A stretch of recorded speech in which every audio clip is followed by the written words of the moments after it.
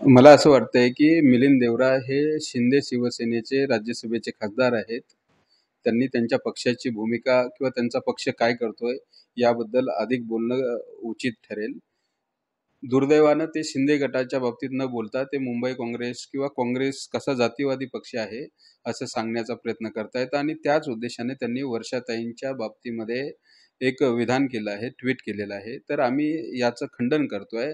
कारण दलित समाजामध्ये संभ्रम निर्माण करण्यासाठी अशा पद्धतीनं विरोधाकडून अशी विधानं केली जात आहेत. परंतु जर काँग्रेस पक्षाचं जर आमचं वरिष्ठ नेतृत्व बघितलं, तर आज काँग्रेस पक्षाचे देशाचे अध्यक्ष हे दलित समाजाचे आहेत.